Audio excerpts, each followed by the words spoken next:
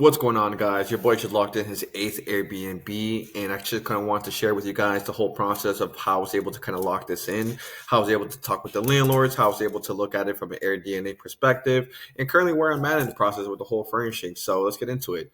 So for those who don't know, I do Airbnb arbitrage. I basically do Airbnb without owning a property. I will rent an apartment with the owner's permission, furnish it, and then I will list it on third-party platforms like Airbnb, VRBO, bookings, and I profit the difference.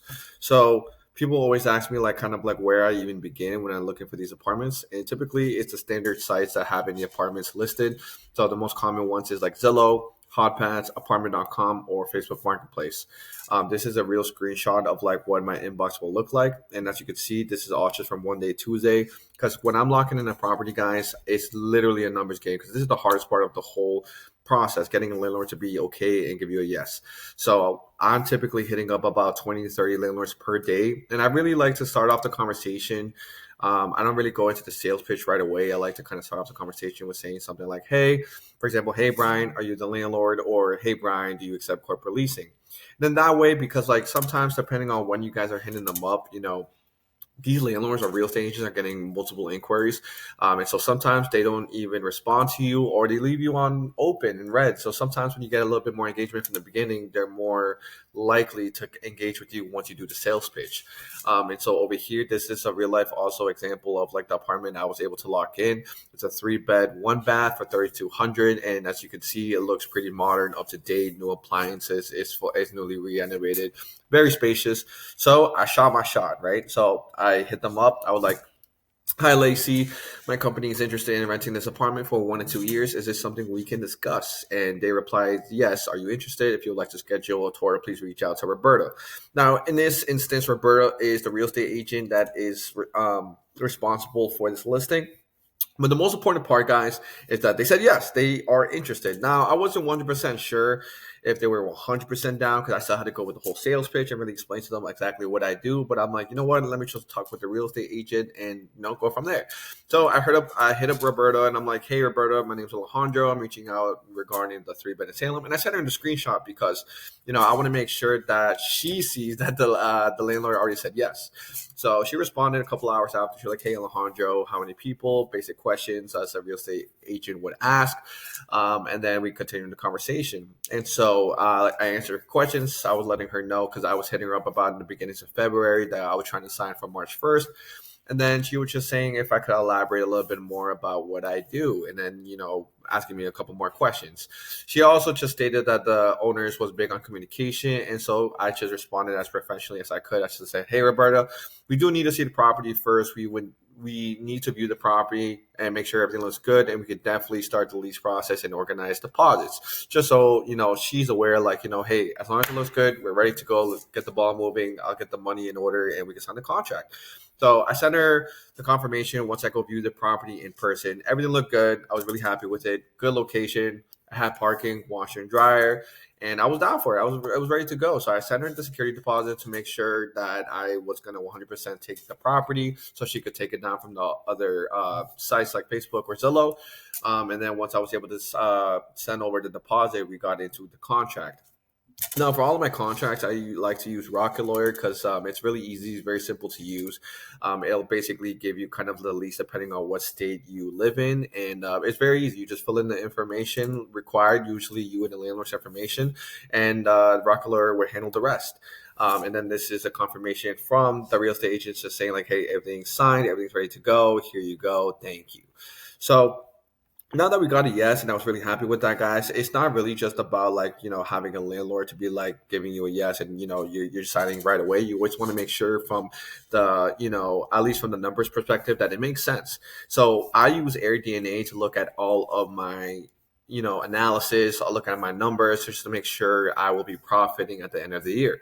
So this is an example of like what it's going to look like, but we're going to look at the actual example of the actual property I'm going to get in just a second. But a couple of things that are very important to note is that, what Airbnb does is that it'll take kind of like the data and information from other Airbnbs in the area. Now, keep in mind, AirDNA won't consider like the properties, what condition they're in, if they're new constructions, what amenities it has, if it has washer and dryer. And this is, this is very important to take into consideration as well. But it'll give you the nearby statistics of what the space, like how big it is, and what other near Airbnbs or other short-term, midterm rentals, and gather the data. So if you were looking at a 3-bed, 1-bath, for example, it'll gather other 3 beds, 1 bath in the area, and it'll give you kind of like an estimate spit of like what those Airbnbs are making, so you can see and expect what you should be making. So over here is a real life example of the Airbnb I just locked in. So we're looking at $72,800 projected revenue per year. Occupancy rate throughout the year 63%, which is good. We wanted to look at anything above 60%, guys. And then ADR's average daily rate is basically what I'm charging per night.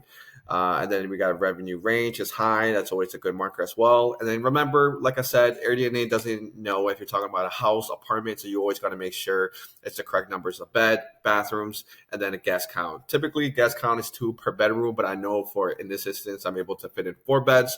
Also, a pull-out couch, so I'm going to be fitting 10 guests in total. Now, the good thing about this location that's kind of unique is that over here, October is the best month out of the whole year for this particular Airbnb. In this certain region, just in October alone, I should be actually be making around $14,450, as you guys could see here.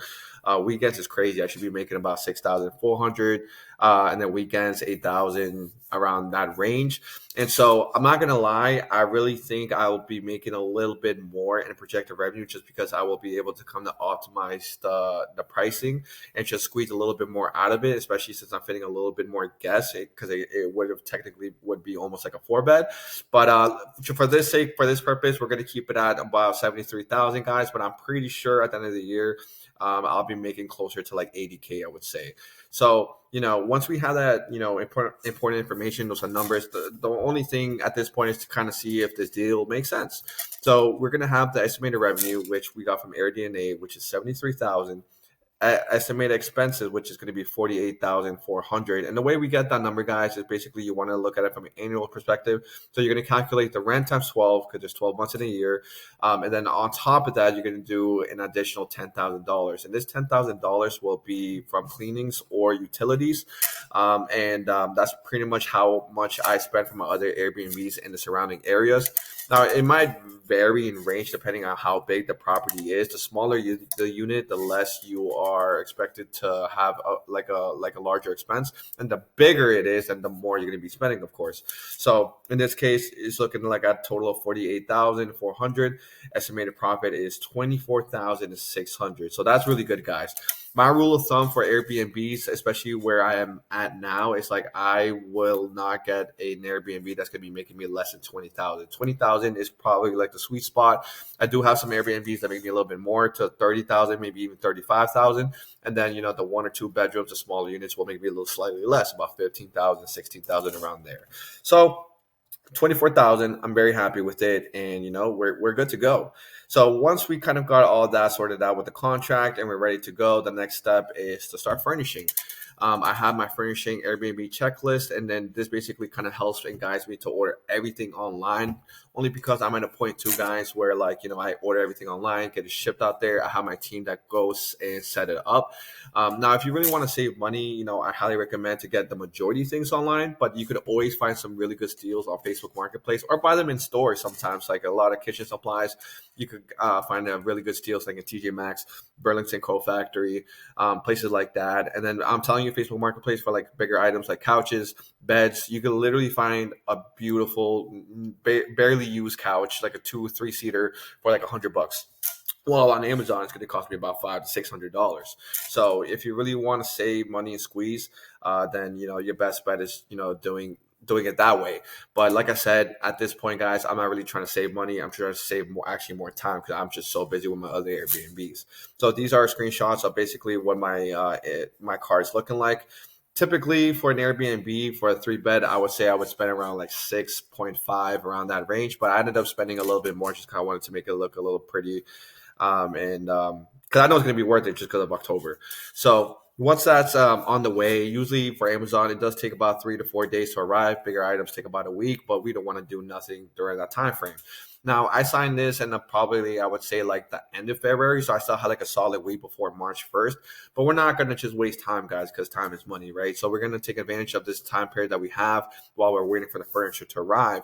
And what I like to do is kind of get ahead of the game, is set up my listing ASAP so I can start getting bookings. And one way to do that is using AI pictures. So what I will do actually is like get pictures of the apartment empty, the dining room, living room, bedrooms, and then I'll use like AI tools or AI apps such as like Home AI, ChatGPT if you have the upgraded version. And you write a prompt and it will spit you out like a really good realistic picture of like what it could look like. And I use this a lot too, guys, for ideas in terms of how to furnish an apartment, as well as getting a feel of like what it could look like. So these are basically the images that I currently have listed on my Airbnb listing. And then that way I could also kind of see like how the Airbnb would do, right? Because I'm actually going to be furnishing close to like these designs. And so, I was just going to make sure in the descriptions I let them know that's AI pictures, but we're trying to kind of like, this is the idea for how we're trying to furnish it. But then that way I can start getting bookings right away, right? And I'm not really waiting until we finish the Airbnb after we furnish and then set it up and then wait for bookings, onwards. So over here, here's a quick screenshot of like me setting up the Airbnb in the back end. Basically, you want to go through the whole process, add the title, descriptions, amenities, house rules, automated messaging, and then once you have the AI pictures too, once you're ready to publish, you get started. You get ahead of the game, guys. This is kind of like the big difference also from rookies and professionals. The majority will wait to furnish it, have it absolutely ready, and then go live. But the the thing you need to consider, guys, is like every day that goes by, once you sign the lease, it's money that's burning, right? Because you're wasting money because you don't have people in there. So that way, I usually give myself like a limit, like a time frame limit. So like if my lease starts March 1st, I'm only giving myself 5 days to furnish the apartment. And then that way, after those 5 days, I could start like having people come in immediately. So right now, it's currently about like March 1st, and I have my property open starting March 5th. I'm about to finish probably like the next 2 days, so that by March 5th happens, because my Airbnb is already listed, I should most likely have a booking already for March 5th going forward. And then before, obviously, you want to you set the Airbnb live. You want to connect the calendar to Price Labs, and this is super super important, guys, because if you do not set up your pricing beforehand, it's going to mess up. You're going to miss out on potential gains, because a lot of the times too, depending on where you are, there are seasons to it. There are months where it's going to be, the demand's going to be super high, so you have to charge higher prices. And there's going to be other months where it's low, where you got to charge lower prices because there's less people booking. And so, like I mentioned to you guys before, October is one of the best months for my specific Airbnb. So before I connected to Price Labs, believe it or not, my weekdays were about like 200, 250. Then my weekends were about 300, 350, max 400. But when I connected to Price Labs, guys, and then knew kind of demand that this Airbnb would have, it completely switched the game. Now, as you can see, like my weekdays are about $400, closer to 500, and then my weekends are $900 plus. Just Halloween alone, guys. Halloween alone, I'm charging 1,400 for that single night, and I promise you guys, my whole calendar is gonna be filled up. By the time probably like a month into my Airbnb, and that's just kind of like the difference as well from rookies to professionals, right? If you don't take advantage and you don't use these softwares, and you don't know you're doing this for the first time, you might have left it what Airbnb would have recommended. You would have missed out on almost double or triple of the profits. And like I told you guys, if you're missing out, then then people like me are going to always beat you. So that's basically where I'm at in terms of like the whole process of setting up this Airbnb. I'm still waiting for the furniture to arrive and having my team set it up. I will most likely have a second video of like when it's already finished and ready to go, and basically how it's doing. But yeah, I was really glad I was able to share with you guys how I was able to kind of lock it in, the whole process of me hitting up the landlord, what I was able to say, looking at AirDNA numbers. If you guys did want any help in terms of like mentorships or guidance on getting your first Airbnb, I will leave something down in the description down below for you guys to fill out.